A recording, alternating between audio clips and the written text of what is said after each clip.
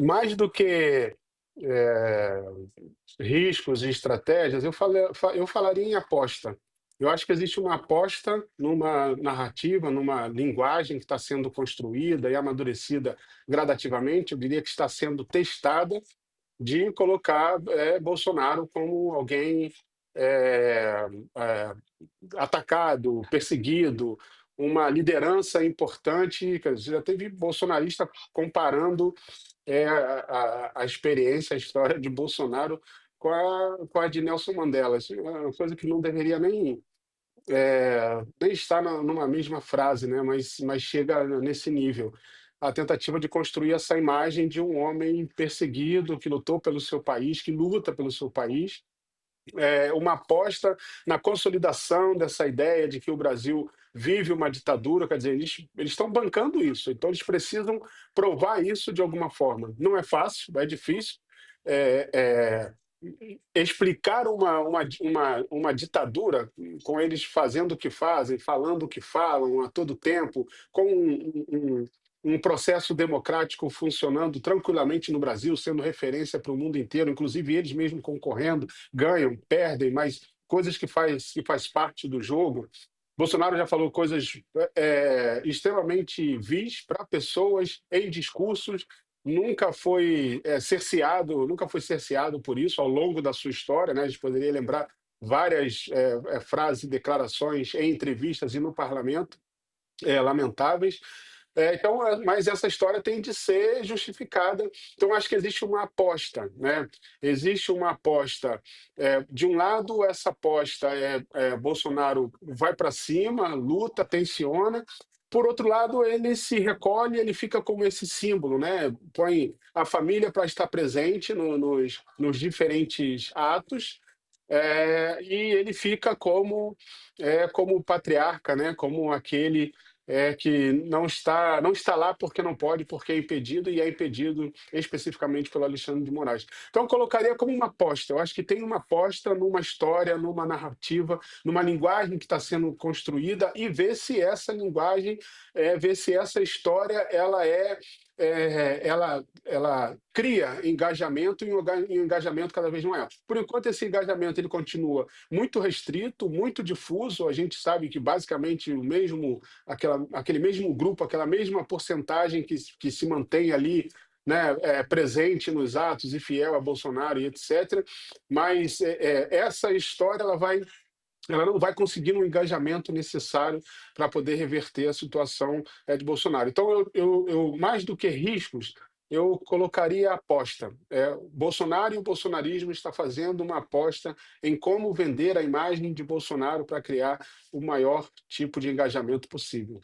A gente falou muito aí das bandeiras americanas e o Ronilson falando em aposta e eu vendo também Bolsonaro em casa com tornozeleira, tudo isso, me vem à cabeça, professora Denilde, um pouco de um roteiro que pode estar sendo traçado, que é tanto o campo bolsonarista aqui no Brasil, como o próprio Donald Trump, no que vem falando nas suas cartas aqui ao Brasil e nas suas postagens, de falar que uma eleição aqui no Brasil sem Jair Bolsonaro não é uma eleição legítima. Essa seria a linha mestra, a narrativa principal que está se tentando passar. Vamos lembrar que o julgamento dos atos golpistas no Supremo está caminhando para o seu fim, provavelmente agora em setembro deva sair o resultado desse julgamento. Quer dizer, está se caminhando para essa aposta, como diz o Ronilson, de dizer que uma eleição sem Jair Bolsonaro não é uma eleição legítima aqui no Brasil? Olha, eu acho que tem duas apostas, né? E duas, que eu diria duas táticas aí. Uma delas é essa, com certeza, de construir o que um candidato, né? Um pré-candidato com apoio popular, mas que é impedido pela justiça e aí deslegitimar todo o processo eleitoral. Isso está parte do discurso desde o início do processo. Acho que só reforça essa percepção e reforça a percepção também de que há uma perseguição não só ao Bolsonaro, mas todo o movimento ou pessoas muito fortes dentro desse movimento. Então, para ganhar apoio internacional e o apoio principalmente do Trump nesse momento. Essa é uma aposta. A outra aposta é também testar os nomes possíveis dentro da família Bolsonaro. Eu acho que o discurso, aí o que o Felipe trouxe lá no começo da cobertura foi, olha, uma mudança do discurso da Michelle Bolsonaro num ataque direto ao presidente Lula.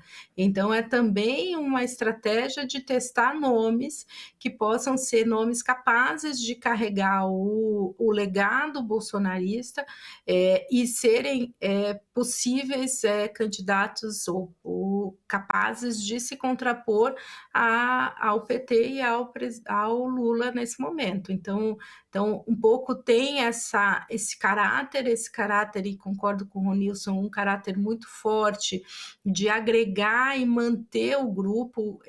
Neste momento, eles precisam manter o grupo interno de apoio e o argumento da perseguição, né, o discurso, como a gente viu do Flávio, de colocar que o pai sendo, né, a pessoa, né, não o político, mas o pai, a pessoa da família sendo injustiçada e ainda mais sendo uma figura pública tão importante. Então, é parte de toda uma narrativa de construção, obviamente, da lógica de perseguição, mas também é a lógica de manter esse grupo, que ainda é um grupo que a gente tem visto nas pesquisas, que mostra aí que é forte, mas é um grupo reduzido ainda, né? Não conseguiu extrapolar para um grupo mais majoritário. Agora, não se vê na lógica do bolsonarismo e nem dos partidos que estão em torno do bolsonarismo a ideia de que a gente vai ter uma situação como a gente viu em outros países, que é contestar a eleição e não ter candidato. Então, a eleição ela é tão ilegítima, ela não representa e não é capaz de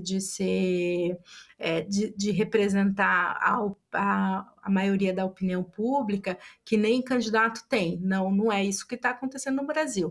No Brasil, eles vão ter candidato e esse candidato vai se contrapor à situação. E agora é o momento de testar quais os nomes que serão capazes de ter projeção suficiente para serem um contraponto ao PT e ao governo Lula.